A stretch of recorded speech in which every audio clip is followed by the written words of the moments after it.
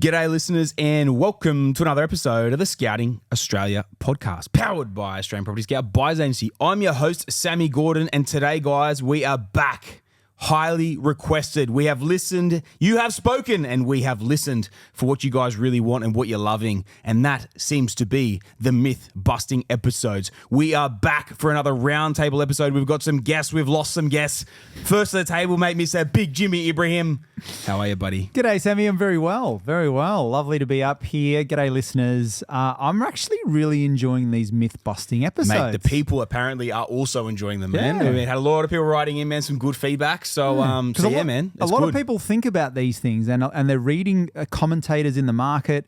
And so it's great to dispel them and give clarity around them. I think the big thing too, man, is they're things, they're topics, they're phrases that we've heard forever, right? True. That people have to bandy about and roll out as if they're gospel. And we're putting that through these pieces of shit comments and dispelling them, and I'm loving it. I was waiting until when we were going to put that noise in the podcast. It's taken us this is the third myth-busting episode, so I think we should continue that. Good counting, Jimmy. Yeah, I'm surprised you I can use remember fingers the as last well. ones. Hands and yeah. Wow. What for? Oh, Lukey. Lukey's struggling. The numbers guy's struggling. Speaking of Lukey, speaking of numbers, mate, how are you, buddy? What's happening? Back again, loving it. Mythbusters, yeah, I think they're good. I've had a few people say they're loving it. So I think they're household topics too. Has anyone told you they're hating it? Yeah, they said that some of the content that Jimmy's dishing out is not too good. Okay. But other than that, they're loving it. Now, So, what about Talia? Shots fired straight in. She's a Straight big in. listener of the podcast. How is she She's a big monitoring fan of your- yours, Jimmy. Big I fan of know. yours. Well, who isn't? she But listens to all Close. the potties, but she mutes it when you go on. So she loves all of it 100% of the time because she mutes the bits of Jimmy in it. Great. Should we just put a note to the producer just to mute Jimmy for all eps? Talia would be really thankful if he did. So I've heard that Save her a lot of Talia. finger pain there. All right, have you guys finished? I've Nah, heard you're a that dog. Talia has actually said that you have changed, Lukey. You've changed. You used to be this really nice, cuddly bear. Now you've turned into a real prick. What? Aggressive, eh, Sammy? Wow, that was like a little a little chihuahua. Probably a little bit aggressive, but you have changed a little bit. Your tone is definitely you're coming out of your shell a little bit, which is great. So Talia's been a fan of your performance. Do you still have your shell? Your shell? I do. Okay. Many. I've shedded many shells. Okay. Yeah. Yeah, okay. Okay. There's a heaps weird Anything turn. else? Naaman, mate, welcome to the show. This is going real weird over there, bro. How are you, buddy? Very well. Great to be back. And taking up those velocity points over from the west. Oh, mate, flying direct in. How good? How good? You're not flying Virgin? Yeah, No, you are Virgin. Sorry, Velocity, Jetstar. Velocity, Velocity. yeah. That's all right. His memory's fading him. It's Yeah. okay, bro. He doesn't know which airline it I don't know is. why they fly me Jetstar. Anyway, go on, Sammy. Fly you and Jetstar, because it's the only one we can get dogs on. It's the only plane we can get dogs on. Oh, well, that was a good one. I'll give you that one. Yeah, that's quick too. That was funny. Thank you, bro. Big Naaman from the West, mate. Welcome back over. We have super subbed out JT. He is out. And big Brendan Geoghegan, mate, you're in. How are you, buddy? Good to have you back. Yeah, good to be back. I'm very well, thank you, mate. I didn't get the memo for the black shirt or the hoodies today. Only one in white, but made it to the studio. Mate, the it's main good to thing. have you here, man. It's good to have you here. I'm looking forward to your opinion on this as well, mate. I know you've been in the property game quite a while as well. Probably actually out of everyone on the table, you've been in the game, so to speak, in terms of bought your first property before anyone else at this table as well. So, mate, it's going to be very, very interesting to see that happen. See that play out and what your opinion on this topic is. And speaking of the topic, Jimmy, I would like to know from the decades, centuries, the millennia that you have been on this planet for, would you agree with the statement? And are we going to misbuff this statement? The property doubles every 7 to 10 years. Well, I think we've got to go a bit deeper, Sammy, because it's very easy to have a throwaway comment. And that is the problem, and that is the reason why we're having this particular episode, is because it's such an easy thing to say. It doubles every 7 to 10 years. From one goat to two goats. From 2 goats to 4 goats. From a daughter to 2 daughters. Wow. Jeez, you had to go Always there. for you. You had to go too far, didn't Right. you? What You do can't you help say? Oh, yourself. shut up, mate. So we need it. Cook me a kebab. There's the nuances of so many different variables which we are looking to unpack. And I know Lukey, I actually handed Lukey some research because usually he does some research, but he didn't have anything, so I thought I'd give him some value. Lukey, I know you've been ready to make some comments on this particular topic. He's a bit hurt from what we did earlier, hey? Brad, No, this guy, the guy that comes with no info supposedly brings your notes. Mate, We'll that's see how from me. likely that is. Go on. Printed paper, actually, that probably What, is you. if you're writing, No, he actually he scribed it on his stone and scribe. He gave it to Kelly and she transcribed it on paper. God, you two. We needed a sundial to fucking read the thing. Jesus Christ.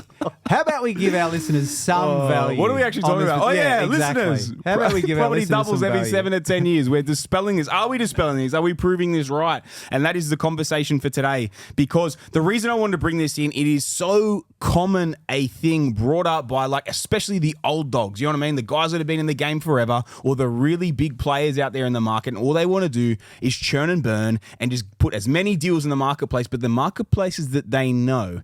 And what I've always found and what I've always seen is, like, the guys who aren't willing to transition to new areas or new strategies, stuck in their ways so much. Like, I look at it as they're stuck in their ways because it's the easiest option for them. So instead of talking about timing market cycles and getting in, getting out, timing things properly, researching new locations, finding new locations, it's easier for them just to go, no. It's time in the market that you in. You want to run through 2 cycles and everything. Most people who've listened to this podcast for quite a while would know my opinion on that. Velocity of money, getting in, getting out, the dead periods of troughs of typically 10 to 15 years of sitting in a market that is not growing at that particular time. But this is the biggest reason why I wanted to bring it in. We literally were talking about this before we jumped on and did this episode. It's like, this is probably the biggest thing that is touted continually in Australia, that, you know, that's why you just want to buy and hold, because property doubles every 7 to 10 years. Lukey, you have some notes transcribed from stone. Run us through where your mind is at, my friend. Well, if you actually go look back over the past 40 years, the data does support the statement. So, Why are you laughing, Drew? Real Estate Institute of Australia, Melbourne housing market experienced an average compounding property price growth of 8.2%. Okay. So Sydney 7.9% and Brisbane 7.6%. So what Naaman will take us through as well is a common rule that everyone touts, and that's the whole buy, never sell, hold forever and you'll do all right. That's pretty much the most common thing in property. Everyone hears that. So for that rule, it is technically correct. I'll touch on that a little bit. So we're more. wrapping this up and saying that it's proven is correct. Thanks very much. Can we go to the we're pub? not. Let's go. No, we're not. City? No. So that's an average. Okay. So it doesn't necessarily give you the full picture. So over a 40-year period, the average growth per year has been 8.2% in Melbourne. That doesn't tell you that year 1, 2, and 3 of that 10-year period was 30, 30, and 20. And then the other 6 years was the other 20% of the doubling cycle. So it doesn't necessarily show you the full picture. So that's where a lot of people go wrong. And exactly what you said there. We do like to time a market, get in, get that significant growth. Even if you get that 80, 100% in a 3, 4, 5 year window, yes, you may miss out on 10 or 20%, but you've got the majority of that cycle. Sammy, just to give some context of those numbers on the sheet that Lukey I gave to make him look good. Melbourne, and just look, you brought this up on the summit. Actually, you had this particular diagram on the Yes. summit, which is Yes. quite interesting. And just to I was give, thinking of that literally before when he was talking about it. well, someone has to be prepared. Giving specific numbers around that. I know it off by heart. I only read it off. Okay, so in good. Melbourne, between 1980 and 89, what was the per annum growth? That doesn't matter. It's more the last 10 to 15 years. That's what I Okay, know. well, Yeah. just the point is that there's been significant periods further to Lukey, like in 99 and 96 in Melbourne, 1.2% per annum. But then from the period beyond that, 97 and to 2017, it was 8.4% per annum. And the previous period before that, before 1990, it was up 14.4% per annum over a 10-year window. So you can see these massive, and you've said this all the time, markets move aggressively over a certain period of time and then they're flat for a certain period of time.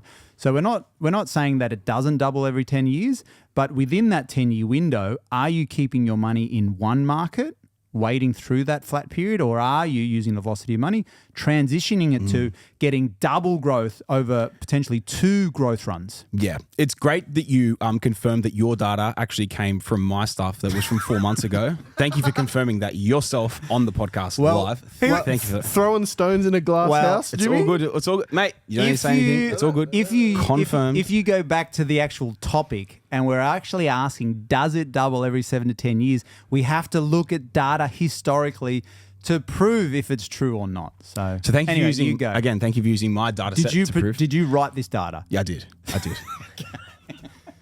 So moving on, I think what the really key thing in this whole thing and the most important thing I believe to pull out of this as well is like realistically in this statement, property doubling every 7 to 10 years. Yes, historically over the last 40 years, 100 years, millennia, whatever it is that we're throwing into the equation here. Yes, Australian property has doubled every 7 to typically it's around about that 10-year window, right? On average, pretty close to in terms of how it has doubled in that time frame.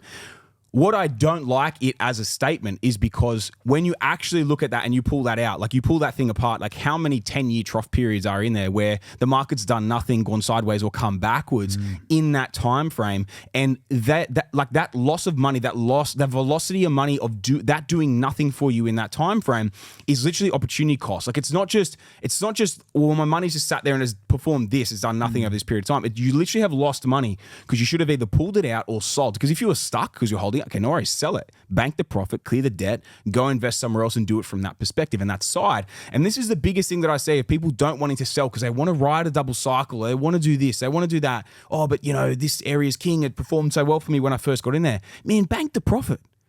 Inflation, it devalues profit.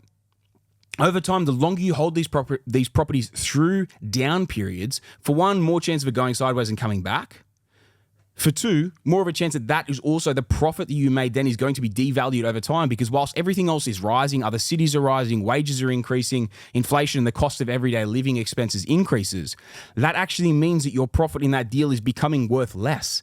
If it's not growing, it is becoming worth less over time. So the only assets that we should hold through multiple cycles in reality is potentially the primary residence, if that's what you've got, but cash flow deals. Because cash flow deals are in there for a direct return from a cash flow perspective. When the markets go through growth cycles, you're going to get the growth and a lot of the time you get the rent at the same time. But when it comes to growth properties, it doesn't make sense. Like time in the market, in my opinion, it's a very lazy approach to investing. Yes, you want to carry it for as long as you can through a growth cycle, but once it's done, when it has done its thing, what is the actual point of keeping it? And if that market isn't going to perform anytime soon, what could you be better doing with the debt and with the cash? So all these people out there, they go, oh no, I never sell. I don't believe in selling. It's all the rest of it. It's like, okay, so you've never retired from property. Because it's as simple as that. You have to sell, you have to retire debt. Or I hold my long-term performers and maybe they doubled over the last 5 years. Okay, what did they do the 10 years before that? They didn't perform. They were in a trough. They sat for 10 years or longer in a trough. So in that time frame, if you held during that period, and if you hold for the next 10 years, if it's in a trough again, your net worth is actually going to be less in terms of what it is actually worth in today's dollars from a CPI perspective, like an inflationary perspective. Whereas if you're clearing these deals and you're getting rid of them out of the portfolio and then you're going and timing other markets and building your wealth there, you can come back to this market when the time is right and reinvest into it. And this is where I think so many people get it wrong. And if you're watching these other guys and that's what they're talking about, they haven't achieved what you want to achieve because they can't retire from property if you're hanging on to properties that had significant growth with low yields because it's not giving the cash return, the cash flow return to be able to allow them to walk away from work. And that's the biggest thing. These single key blue chip, strong growth, or even just normal blue collar, whatever, strong growth properties, once they've performed from that end, their cash flows are typically a lot lower. And if you strip that and you pull the equity back out of it, you're just depleting the cash flows even further. The rate of return from a cash flow perspective even further. So this is where you need to really weigh these things into the equation as to what are you trying to get out of the portfolio? What do you actually need out of this deal?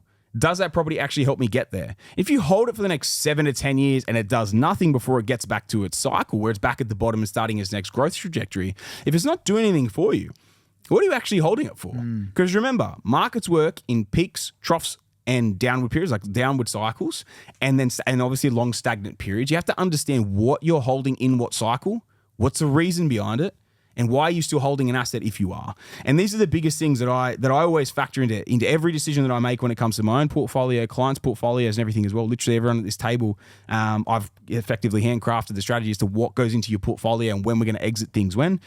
This is what gives you a result. You know what I mean? Because we don't invest to retire in 40 years. Or to have the option to retire in 40 years. We're doing it to give ourselves the options in the next 5, 10, 15 years max. You know what I mean? And holding things for a 10-year down cycle, who does that help? No one. Definitely doesn't help you as the investor. Sammy, when you're looking at the market and cycles of different property, for the people listening thinking, okay, that sounds great, I get it, right? We have to pick markets and the timing of being in markets. How do you know where a market is in a cycle for the average person out there? From having a great understanding of that market.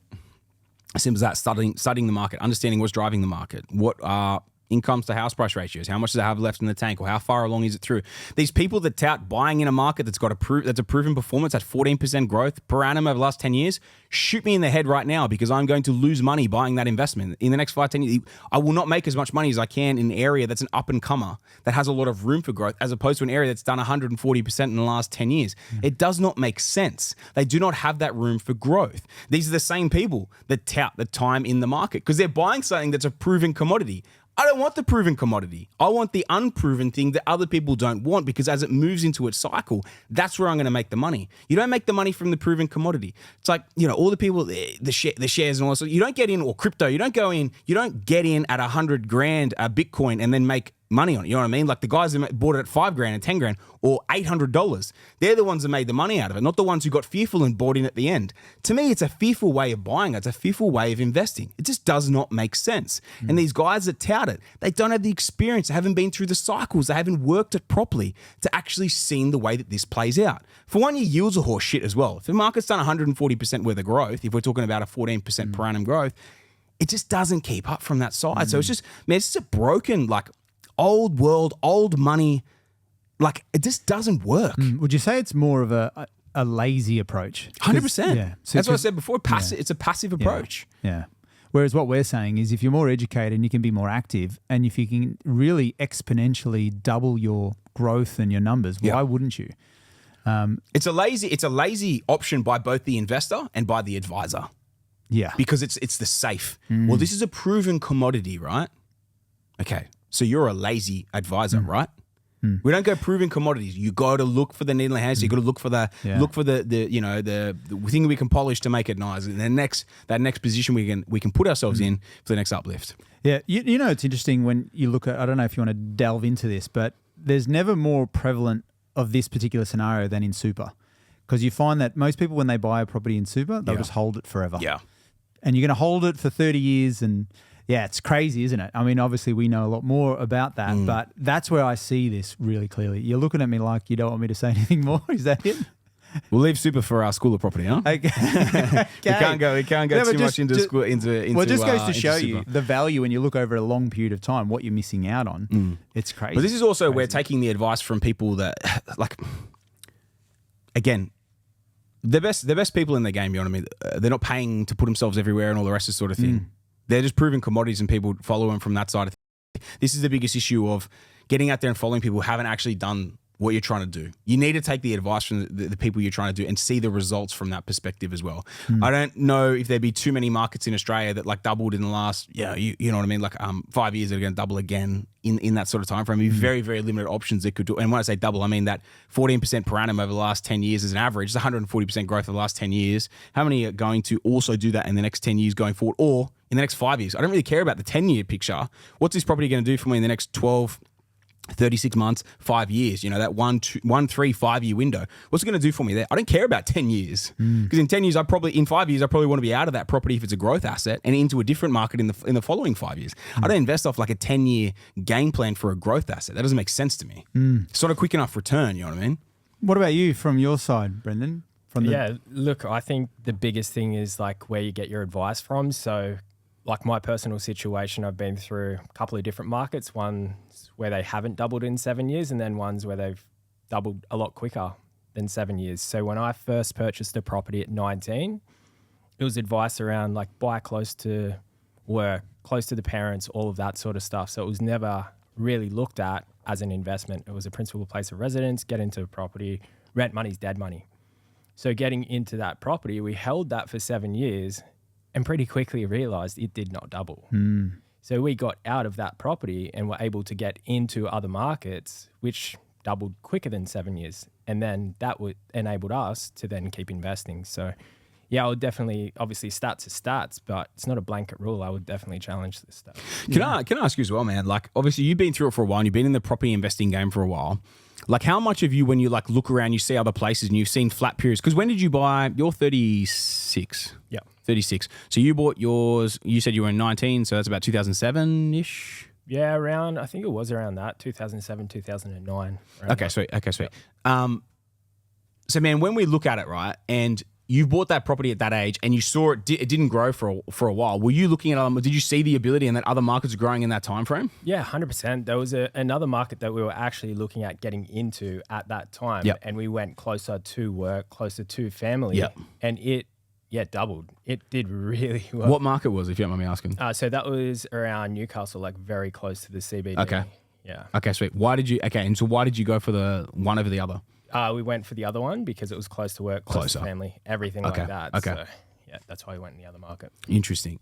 Okay, cool. Yeah, because it's funny, man. Like you gotta understand these things from a metric perspective as to what makes the most sense, like from an actual growth side of things as well. And I mean, man, you were 19 at the time, so it's the same as me buying in Wollongong. I was like, oh yeah, well Wollongong, it's a city, it's a uni, it's a hospital. It's just it's uneducated sort of decisions when you're 19 years old. 100%, and it's only a mistake if you don't learn from it.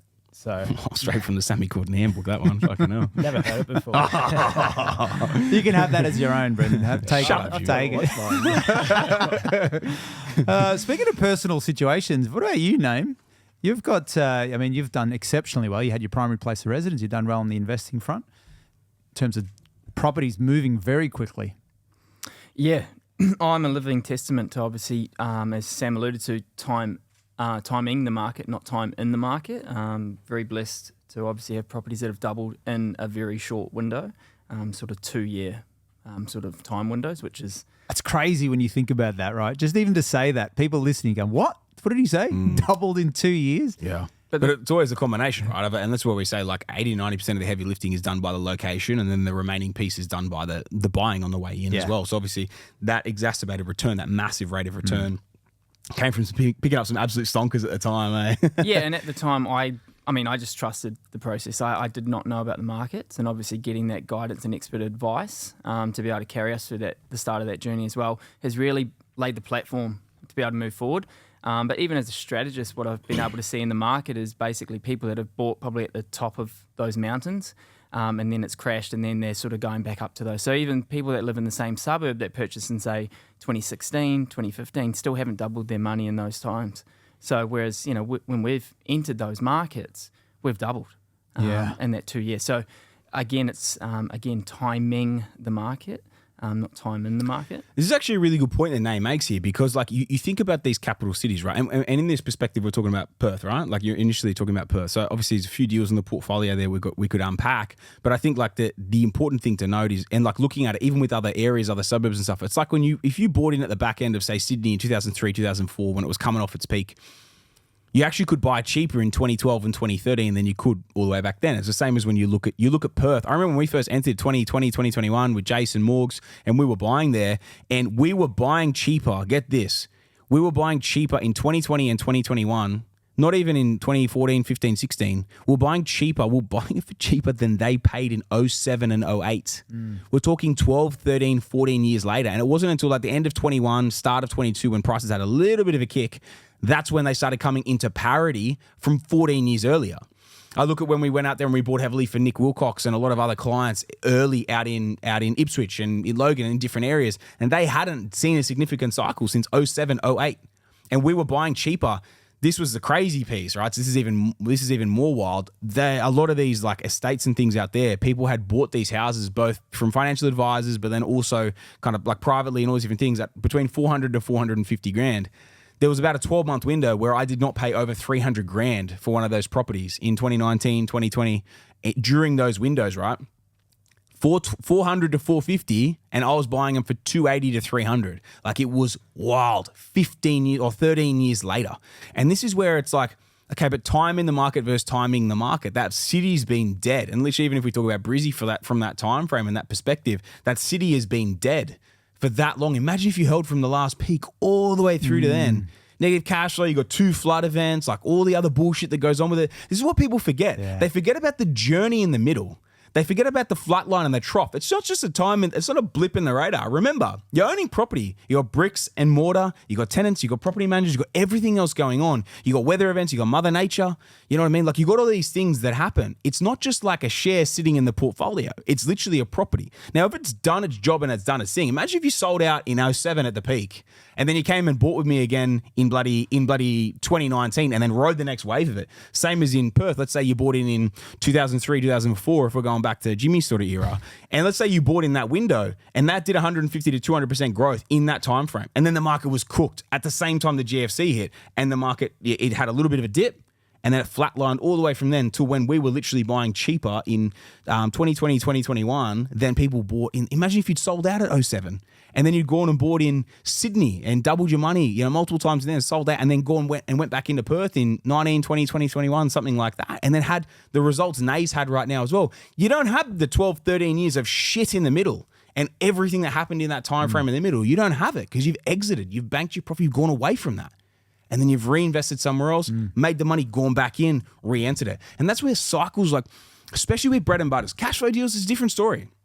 And you weather the event because it's like effectively they're employees in your business and they're generating you cash flow, and you should have debt reduced them over a period of time as well. So like we're carrying these things at a very different reason. But if you stay highly leveraged and try and hold on to these bread and butter deals for the sake of going through 2 cycles, which is crazy in my mind. I used to think it was the way because actually seeing what some of that paper's written on and where one of those reports coming from as well, he's one of the worst to tout this bullshit of carrying through double cycles. It doesn't work. Yeah. I think one thing you mentioned there as well, just briefly, was the risk of buying at the top of a cycle and then not doing anything for 10, 12, 14 years, an example of Perth and Brisbane, etc. You have to factor in your holding costs. Like you're talking about buying at the top of the market coming back a bit and then sitting stagnant for a period of time. So if you go and factor in your holding costs on that property, let's say it's negatively geared, you've done some maintenance over that decade, you're going to have to do something over a 10-year period. By the time the next cycle comes around, you've got to make back that entire holding cost and maintenance budget just to break even on that property. So a big portion of that first initial period of the growth cycle is just making up for what you've lost in just holding it for that whole period. Yeah. Man, there's also the devalued period of debt during that time frame. If you've got a negative cash flow, like how far behind are you actually starting by the time that next cycle starts, as opposed to diverting it somewhere else and doing something else with it? And this is why, man, like I just think it's one of those things like I don't hold for the long term. Hold cash flow for the long term. I don't just hold everything for the long term. That old buy and never sell, and buy and hold and never sell, and I never sell my properties. Mad, bro.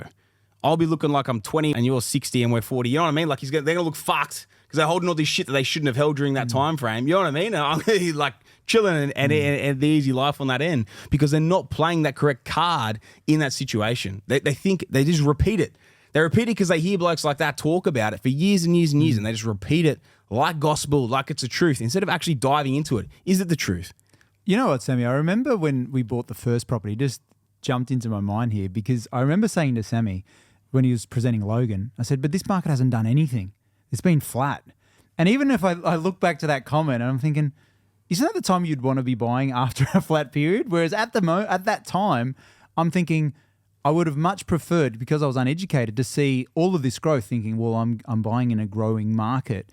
And you just think how many people don't understand that? Like in shares, you don't want to be buying at the peak of where the shares are. You want to be buying at the trough, right? When everyone's essentially getting out. That's when you want to buy. And in property, I remember you telling me and you saying, that's exactly the reason why we're buying here. Because it has been flat for the last 10 years. This is the cycle. And this is where it's like being a bit of a trailblazer can be scary, you know what I mean? It can be frightening. And like we sometimes, man, we when I select areas, sometimes I've got to like really steel myself, steel the nerves to go in early on areas, especially like some of the regional areas we've gone into where we've gone in early. And Perth was another prime example of it. It was a hard one because everyone was just smashing it, absolutely smashing it. But getting in at the time we did, it gave us that 12-month window of getting in when no one else was there.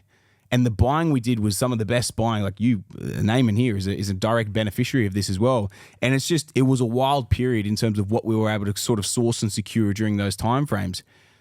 And sometimes you got to be, and it doesn't just mean just go out and buy somewhere just because no one else is there, but you've got to pick these things and then back yourself when this thing makes sense. The idea of just buying into proven markets, proven performance, man, it's a broken model. It will not outperform. I think there as well, you also have to be pretty careful because just because a market hasn't grown for 15 years doesn't necessarily mean it's a good buying. There's generally a reason for it, but there's got to be legitimate reasons that are going to drive the market as well. The skill is finding that area that hasn't grown, that is about to grow, but not just going into an area because it hasn't grown in it long enough, and you're like, it should grow at some point. That's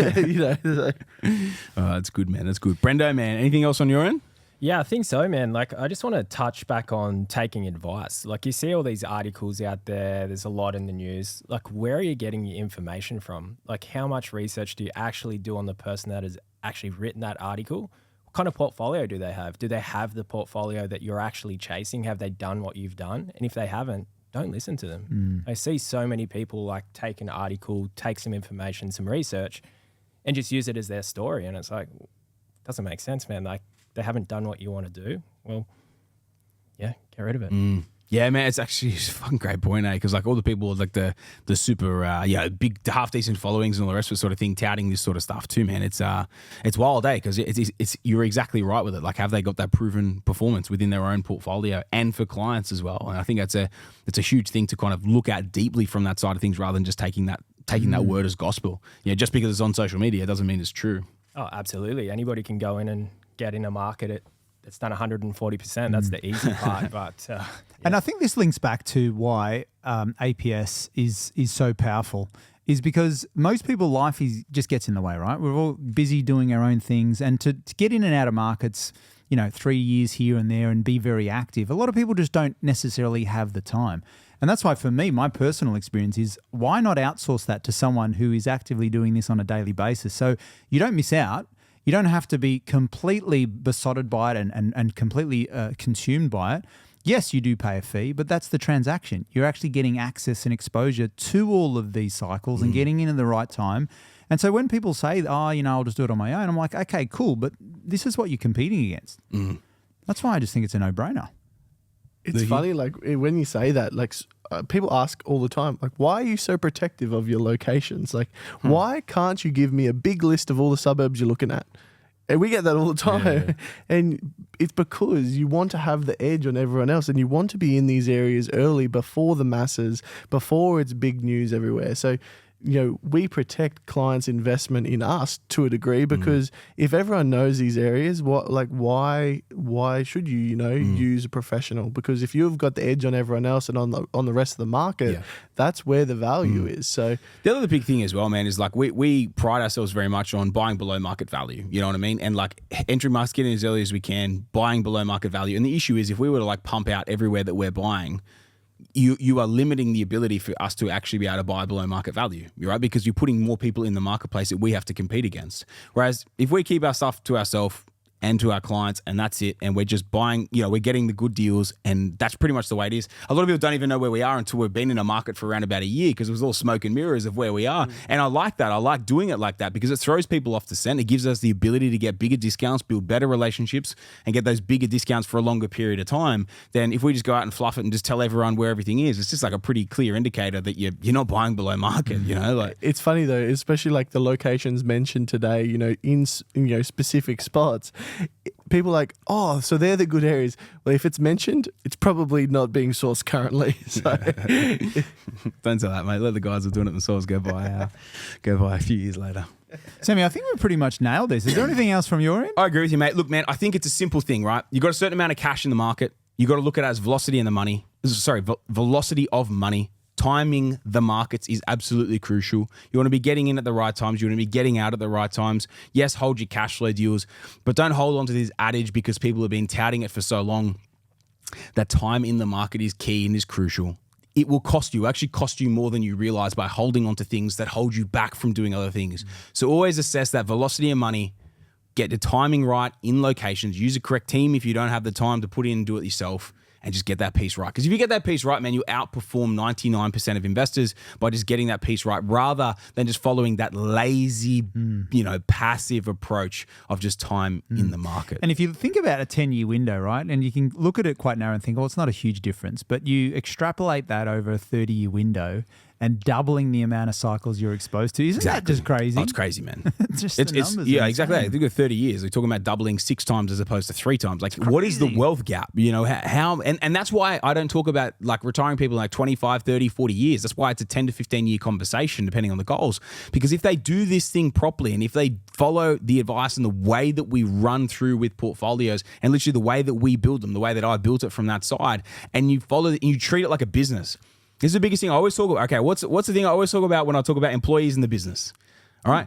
If Lukey was mad for 4 years Let's liken it to property. If Lukey was mad for 4 years and performed like a beast for 4 years, you'd love him, you'd look after him, you'd nurture him, you'd do everything you need to. But if he goes shit for a year, I can't hold him for the next 10 years of being shit. I'm not going to hold him for 10 years as a shit employee. After 6 months, when I see him peaking out, I think he's beyond his peak now. I'm going to clip him. You know what I mean? Like, this is the thing. You got to treat the properties in your portfolio like a business. Once they've peaked out, you clip him. You don't carry him at a fucking $1 million a year or $100. You know what I mean? You don't carry him at a negative loss, even on paper, inflationary eating you away, and a negative cash flow loss. You don't carry that for 10 years. You wouldn't do it in business. Would you carry an employee for 10 years? I couldn't carry him even if I wanted to. But would you carry him for 10 years as an employee in your business losing you money? Definitely not. Why do people look at property any different? Because they're emotional. Don't be emotional with your portfolio. Look at it like a business, treat it like a professional. Once it's done its job, clip it, move on, reinvest it, pick up. Instead of now one big juicy employee that's given me a great result in 4 years, now I'm going to multiply that into 3 more in maybe 1, 2, 3 different markets that are also going to give me another big run. But then in 4 or 5 years when they're peaking out, I'm not going to hold them for another 10 years. I'm going to clip them and then reinvest it and go again. It's probably the clearest and the cleanest, easiest way of putting it. Treat your portfolio, treat your properties, treat your portfolio like a business, treat your properties like employees. When they've done their job, clip them, move on, hire again, go again, add them back into the portfolio. Build the way you need to build this portfolio out. Don't get emotional. You wouldn't get emotional in a business. If someone was costing you money and no longer producing, you wouldn't still be keeping them. So treat your portfolio exactly the same. Well, couldn't have said it clearer than that. I think Lukey's handing in his notice. Yeah, lucky I'm not a property, eh? That'd be You're the good. fucking size of one, mate. You're a beast. He won't be on the next podcast. Missing in action. I think that's good. Everyone good? Everyone Yeah, good? we're good. Yeah, it was Perfect. All right, boys. Thanks for jumping in, tuning in. Brendo, thanks for sitting in and covering the big JT, mate. It's been good having you back. It's been fun, boys. It was a good one. Loved That's it. good, mate. Loved Mate, every it's great minute. having you back on. Ladies and gentlemen, listeners, I hope you enjoyed the episode. Another myth-busting episode. We're going to say cracked? I'm going to say cracked. Actually, we're 50-50. It's true, but you can get better. Yeah. Long-term averages, yes, property doubles every 7 or 10 years, but we're going to beat it. We're going to slap it. We're going to beat it. Well, you would actually say it probably is a myth because you've doubled it twice in that year, in that 10-year But it's not a myth because it still does double every 10 I years. suppose. Okay. So we'll leave it in there. We'll It's a give it. double win. Yeah. We'll take it. It's like you can take your cake and eat it too. Okay. All right. And the khabab. You the can take your hummus. pie, your yatla. Is it yatla? Is that what it's called? What are your pies, Lukey? We've been talking about it for so long. Boy, we I still got don't the know. vodka bloody promotion, bro. Where's the Yadla pies? They're not a local business. They're too big now. You only Too support big the, for the us. little guys. Too big. You're putting Burley out in the water there. Too big. This fucker's got a drive-through pie shop. What is it, a fucking pack fair? Jesus Christ. Listeners, thank you for tuning in once again. I hope you took some value out of this episode. If you did, please send it on to someone else you also think might enjoy the episode and take some value. If you haven't left us a 5-star review yet, please make sure you jump on and leave us a 5-star review. And if you haven't hit the follow or subscribe button and you're loving the podcast, make sure you hit it. It allows us to know what you're enjoying and send in all your requests for any other episodes you want, any other Q&As. Jimmy and I got a Q&A coming up. And until next week, guys, it's been a pleasure having you on. That's another Scouting Australia podcast.